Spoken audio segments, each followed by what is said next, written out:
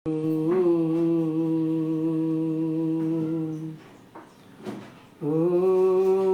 हरि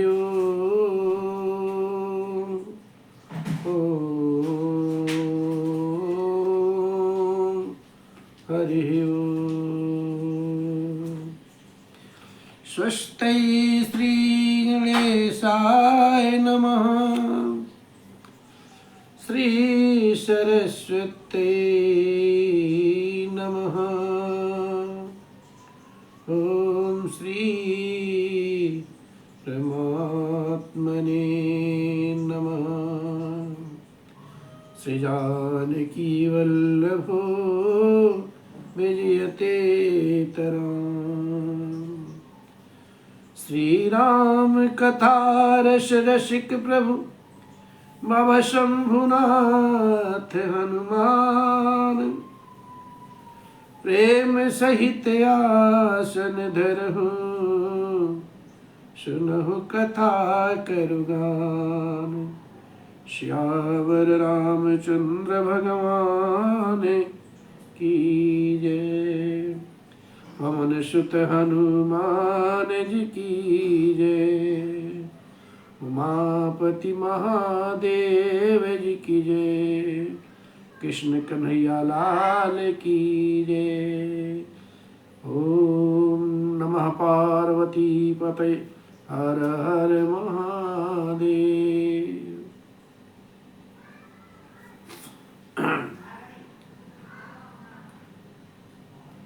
परिपूर्णतम परमात्मा अकारण करुणालय वरुणालय भगवान राघवेंद्र सरकार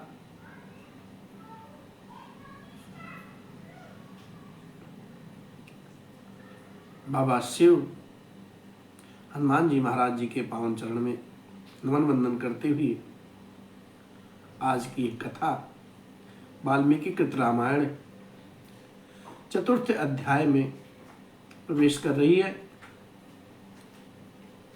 और आज का प्रसंग है कि रामायण सुनने का महत्व क्या है। चैत मास में रामायण के पठन और श्रवण का महात्म्य कलिक नामक व्याध और उतंग मुनि की कथा है। नारद जी महाराज सनत सनंदन सनातन सनत कुमार को कथा सुना रहे हैं और वो चारों लोग बैठ करके भगवान की कथा सुन रहे हैं। नारद जी महाराज कहते हैं, अन्यमासं प्रवक्ष्यामि श्रद्धं स्वसमाहिताः। सर्व पापहरं पुण्यं सर्व दुःख निवर्हणं। ब्राह्मण क्षत्रिय वशी विषां शूद्राणां च योषितां। समस्त काम फलदं सर्वव्रत फलप्रदं। दुःस्वप्न नाशनं धन्यं भुक्ति मुक्ति फलप्रदं। रामायणस्य महात्म्यं श्रोतव्यं च प्रयत्नतः। नारद जी महाराज भावपूर्वक कहते हैं, महर्षियों सुनिए, अब मैं रामायण के पाठ और श्रवण के लिए उपयोगी दूसरे मास का वर्णन करता हूँ। एकाग्र चित्त होकर के सुनिए मेरी बात को। रामायण का महात्म्य समस्त पापों को हर लेने वाला होता है, पूर्ण जनक तथा संपूर्ण दुखों का निवारण करने वाला होता है। वह ब्राह्मण क्षत्रिय वैश्य शूद्र तथा स्त्री इन सबको समस्त मनोवांछित फल प्रदान करने वाला है। उससे सब प्रकार के व्रतों का फल भी प्राप्त होता है। वह दुःस्वप्न का नाशक, धन की प्राप्ति कराने वाला तथा भोग और मोक्ष रूप फल देने वाला है। अतः इसे प्रयत्न पूर्वक सुनना चाहिए, कहना चाहिए। अत्रैवोदाहरन्ति ममीतिहासं पुराणतम्। अत्रैवोदाहरन्ति मितिहासं पुरातनम्। पठताम श्रुताम चयु सर्व पाप प्रणाशनम। इसी विषय में विज्ञ पुरुष एक प्राचीन इतिहास का उदाहरण देते हैं। वह इतिहास अपने पाठकों और श्रोताओं के समक्ष समस्त पापों का नाश करने वाला है।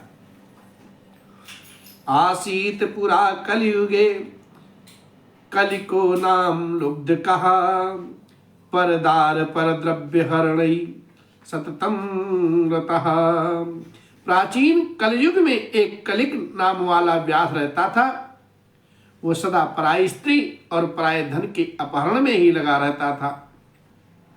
और इतना ही नहीं, परिनिंदा परो नित्यम जंतु पीड़ा करस्तथा, हतवान ब्रह्माणान गावः शतसो अथ सहस्त्रशः। दूसरों की निंदा करना उसका नित्य का काम था। वह सदा सभी जंतुओं को पीड़ा दिया करता था। उसने कितने ही ब्राह्मणों तथा सैकड़ों हजारों गौओं की हत्या कर डाली थी। महापातकी था। देवस्वहरणे नित्यम परश्रुहरणे तथा, तेन पापान्येकानि कृतानि सुमहान्ति च। पराये धन को वह नित्य अपहरण करता ही था। देवता के धन को भी हड़प लेता था वह। और उसने अपने जीवन में अनेक बड़े बड़े पाप कर्म किए। नातेषां शक्यते वक्तुं संख्या वत्स करोटिभिः, नातेषां शक्यते वक्तुं संख्या वत्सर कोटिभिः, सा कदाचिन्महापापो जन्तुनामान्तकोपमः।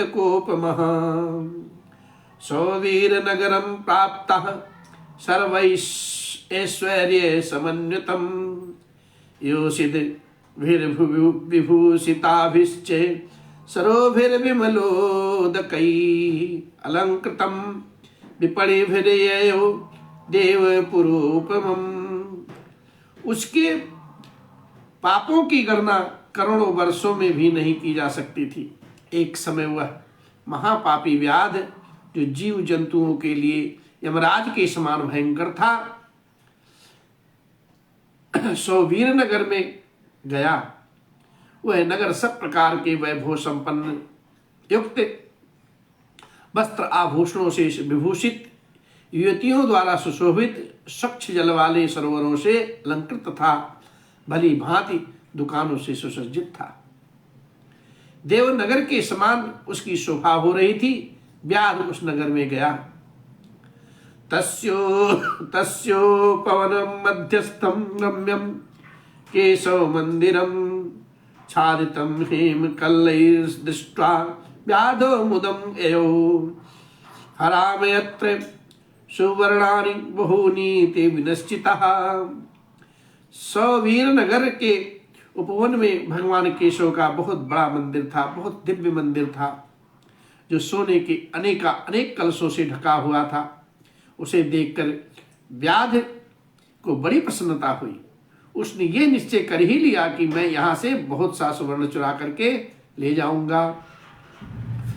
अरे जगाम राम भवनम कीनाश्चैर्लोलुपः, तत्रापश्य द्विजवरं शांतं तत्त्वार्थकोविदं, परिचर्यापरं विष्णोरुत्तंकं तपसां निधिं, एकाकिनं दयालुं च निःस्पृहं ध्यानलोलुपम्। ऐसा निश्चय करके वह चोरी पर लट्टू रहने वाला व्याध श्री राम जी के मंदिर में गया है। और वहां उसने शांत तत्वार्थवेत्ता और भगवान की आराधना में तत्पर उतंग मुनि का दर्शन किया, जो तपस्या की निधि थे। वे अकेले ही वहां रहते थे। उनके हृदय में सबके प्रति दया भरी थी। वे सब ओर से निष्प्रह थे। उनके मन में केवल भगवान के ध्यान का ही लोभ बना रहता था। अब दृष्ट्वा सौलवद को मेने तम चौरस्यांतरायणम, देवस्य द्रव्यजातम तु समादाय महानिशिः। उन्हें वहां उपस्थित देख करके व्याध ने उस व्याध ने उनको चोरी में विघ्न डालने वाला समझा, क्योंकि उसका जो ध्येय था, उद्देश्य था, वो तो चोरी करना था, भगवान के दर्शन करने थोड़ी गया था। और वहां पे पुजारी जी को जब देखता है तो समझा कि मैं जो चोरी करूंगा तो हमारे लिए विघ्न पैदा कर सकते हैं। इस भाव से जब आधी रात हुई तब वह देवता संबंधी द्रव्य समूह को लेकर के वहां से चला। मंदिर में चोरी कर लिया। उत्तंकम हंतुमारे भे उद्धत्ता सिर मदोदुद्भवः उत्तंतकम हंतुमारे भे उद्धता सितिर मदोद्धतः पादेनाक्रम्य तदक्षो गलम संग्रहाय पाणिना। उस मदोन्मत्त व्याध ने उत्तंग मुनि की छाती को अपने एक पैर से दबा करके हाथ से उनका गला पकड़ लिया और तलवार उठा करके उन्हें मार डालने का उपक्रम किया। अब हंतुम कृतमतिम व्याधम उत्तंको प्रेक्ष्य चाब्रवीते। उत्तंक ने देखा व्याघ तो मुझे मार डालना चाहता, तो वे उससे इस प्रकार से बोले। क्या कहते हैं? उत्तंग उवाच, पुजारी जी महाराज कहते हैं, भो भो साधो वृथा मातुम हनिष्यसि निरागसम। अरे भले मानुष, तुम व्यर्थ ही मुझे मारना चाहते हो, मैं तो सर्वथा निरपराध हूं। और मया किम अपराधस्तम ते तदवदतम चालुब्धकः कृतापराधिनो लोके हिंसाम कुर्वन्ति यत्नतः ना हिंसन्ति वृथा सौम्यम सज्जना अप्यपापिनम। हे लुब्धक, बताओ तो सही, मैंने तुम्हारा क्या अपराध किया है? संसार में लोग अपराध की ही प्रयत्नपूर्वक हिंसा करते हैं। हे सौम्य सज्जन अपराध की व्यर्थ हिंसा नहीं किया करते।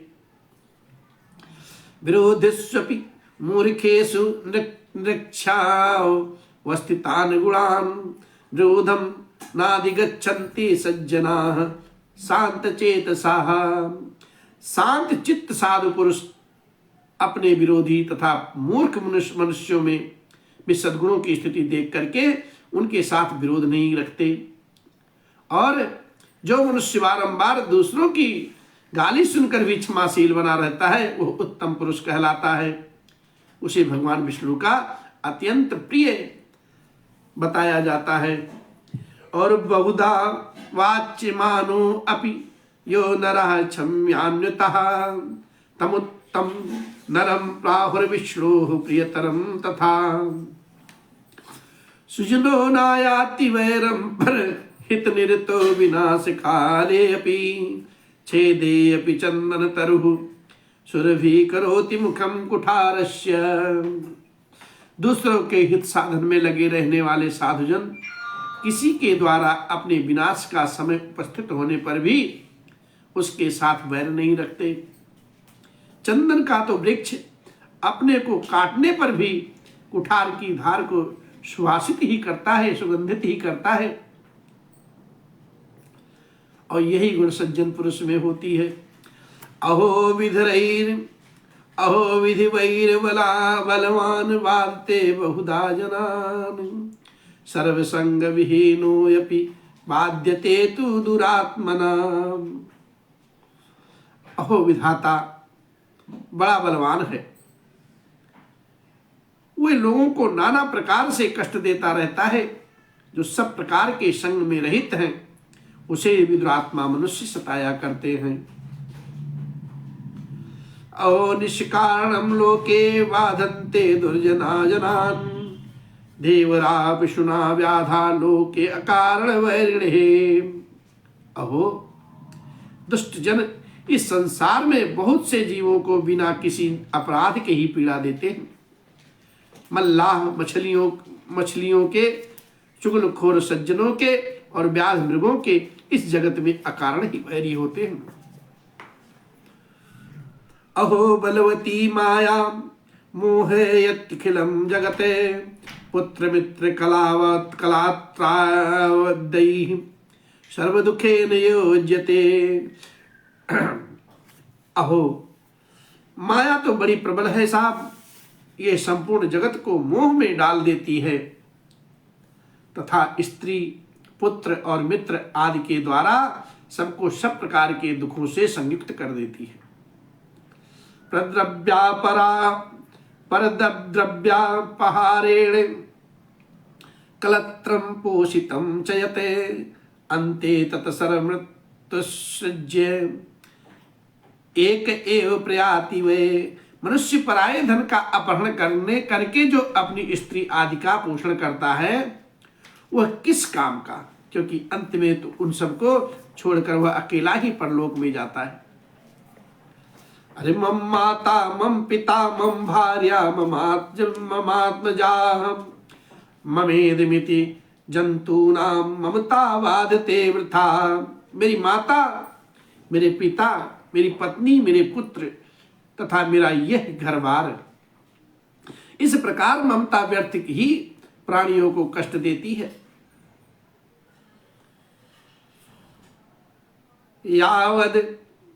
यावदर्पयति द्रव्यं तावत् भवति बान्धवः अर्जितं तु धनं सर्वे भुजन्ते बन्धवाः सदा दुःखमेकतमो मूढ़स्तत् पाप फलमश्नुते। मनुष्य जब तक कमा करके धन देता है तभी तक लोग उसके भाई बंधु बने रहते हैं और उसके कमाए हुए धन को सारे बंधु बांधव सदा भोगते रहते हैं, किंतु मूर्ख मनुष्य अपने किए हुए पाप के फल रूप दुख को अकेला ही भोगता है। बड़ी अच्छी बात कही है कि व्यक्ति किसी भी प्रकार से धन लाता है, किसी भी कोई भी कर्म करके धन लाता है, अपने परिवार का, अपने बंधु बांधवों का भरण पोषण करता है। अगर वो धन, वो वृत्ति पाप कर्म से अपकर्म के द्वारा आई हुई है तो उस पाप का फल वो जीव भोगता है, अकेला ही, ना कि पूरा परिवार।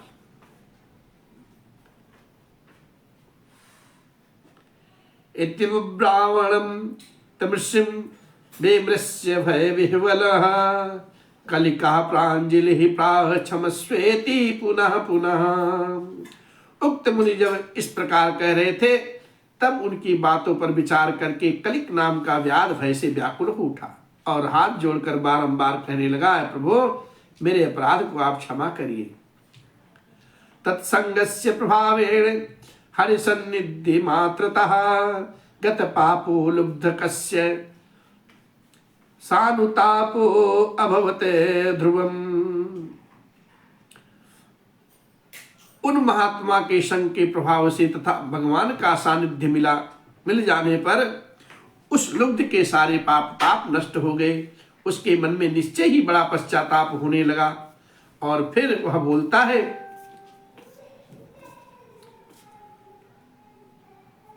मया कृतानि पापानि महान्ति सुबहुनि च तानि सर्वाणि नष्टानि विप्रेन्द्र तव दर्शनात्। वह बोला, हे विप्रवर, मैंने जीवन में बहुत से बड़े बड़े पाप किए हैं किंतु वे सब आपके दर्शन मात्र से सब नष्ट हो गए। अहम वे पापधीर नित्यम महापापम समाचरन् कथम में निष्कृत्य भूयात कम्यामि शरणम विभो। हे प्रभु, मेरी बुद्धि सदा पाप में ही डूबी रहती थी, मैंने निरंतर बड़े बड़े पापों का ही आचरण किया है, उससे मेरा उद्धार किस प्रकार से होगा? अब मैं किसकी शरण में जाऊं? पूर्व जन्मार्जितैः पापैर्लुब्ध कत्वम् वाप्तवान् पूर्व जन्मार्जितैः पापैर्लुब्ध त्वम् वाप्नुवान् अत्रापि पाप जलानि कृत्वा काम गतिमवाप्नुयाम्। पूर्व जन्म के किए हुए पापों के फल से मुझे व्याध होना पड़ा। यहाँ भी मैंने पापों के ही जाल बटोरे हैं। ये पाप करके मैं किस गति को प्राप्त होऊंगा? इति वाक्यं समाकर्ण्यं कलिकस्य महात्मनः उतंको नाम विपर्षिदं वाक्यमथा ब्रवीत। महात्मा महामना कालिक की ये बात सुनकर के महर्षि उत्तंक इस प्रकार से बोले। क्या? उत्तंक उवाच साधु साधु महाप्राज्ञ ममस्ते विमलोज्ज्वला यस्मात् संसार दुखानां नाशोपायं वीप्ससि। उत्तंक ने कहा, महामते व्याध, तुम धन्य हो, धन्य हो। तुम्हारी बुद्धि बड़ी ही निर्मल और उज्जवल है, क्योंकि तुम संसार संबंधी दुखों के नाश का उपाय जानना चाहते हो। अब उत्तंक ऋषि महाराज बोलते हैं कि चैत्रे मासिते पक्षे कथा रामायणस्य चा नाहुना किल श्रोतव्या भक्ति भावेन सादरम यस्य श्रवण मात्रेण सर्व पापै प्रमुच्यते। चैत्र मास के शुक्ल पक्ष में तुम्हें भक्ति भाव से आदर पूर्वक रामायण की नवान की कथा सुननी चाहिए। उसके श्रवण मात्र से मनुष्य समस्त पापों से छुटकारा पा जाता है।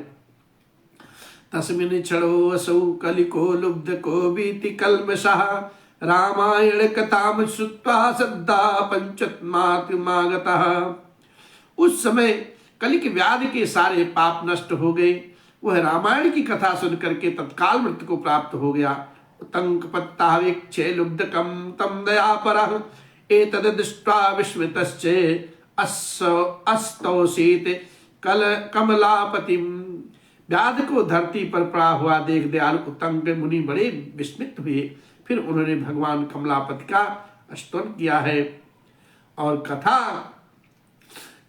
रामायणस्यापि श्रुत्वा चावीति कल्मषः दिव्यं विमानमारुह्य मुनिमे तदथा अब्रवीत। रामायण की कथा सुनकर के निष्पाप हुआ व्याध दिव्य विमान पर आरूढ़ हो उत्तंक मुनि से इस प्रकार से बोला। क्या बोलता?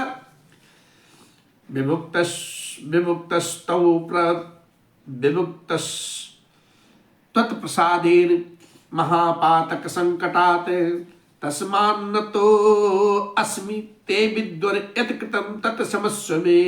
हे विद्वर, आपके प्रसाद से मैं महापातक के संकट से मुक्त हो गया, अतः मैं आपके चरणों में प्रणाम करता हूं। मैंने जो भी किया है मेरे उस अपराध को आप क्षमा करिए। श्रुतवाच। सूत जी महाराज कहते हैं, एतुक्त्वा देव कुसुमैर मुनिर्श्रेष्ठ मवाकृत प्रदक्षिणात्रयं कृत्वा नमस्कारं चकारः। सूत जी महाराज कहते हैं, ऐसा कह करके कलिक ने मुनिश्रेष्ठ उत्तंक पर देव कुसुमों की वर्षा की है और 3 बार उनकी परिक्रमा करके उन्हें बारंबार प्रणाम किया है। ततो विमानमारोह्य सर्वकाम समन्वितम अप्सरोगण संकीर्णम प्रपेद्ये हरिमंदिरिम। तत्पश्चात अप्सराओं से भरे हुए संपूर्ण मनोवांछित भोगों से संपन्न विमान पर आरूढ़ हो वो श्री हरि के परम धाम में जा पहुंचा। तस्मात् श्रेष्ठुम विप्रेन्द्रा कथां रामायणस्य च चैत्रे मासिते पक्षे श्रोतव्यं च प्रयत्नतः नवाना किल रामस्य रामायण कथामृतम। अतः हे विप्रवरो, अब सब लोग रामायण की कथा सुने। चैत्र मास के शुक्ल पक्ष में प्रयत्न पूर्वक रामायण की अमृतमयी कथा का नवान पारायण अवश्य ही सुनना चाहिए। तस्माद्रतसु सर्वेषु हितकृद्धिर पूजकः इप्सितं मनसा यद्यते तदाप्नोति न संशयः। इसलिए रामायण सभी ऋतुओं में हितकारक है। इसके द्वारा भगवान की पूजा करने वाला मनुष्य मन से जो जो चाहता है उसे निसंदेह प्राप्त कर लेता है। शरत कुमार यत पृष्ठम तत्सर्वं गदितं मया रामायणस्य महात्म्यं कमन्य श्रोतुमिच्छासि। शरत कुमार, तुमने जो रामायण का महात्म्य पूछा था वह सब मैंने बता दिया। अब और क्या सुनना चाहते हो? इस प्रकार से श्री स्कंद पुराण के उत्तरखंड में नारद शरत कुमार के अंतर्गत रामायण महात्म्य के प्रसंग में चैत्र मास में रामायण सुनने का फल वर्णन करके चौथा अध्याय आज संपन्न होता है। बोले श्याम रामचंद्र भगवान की जय।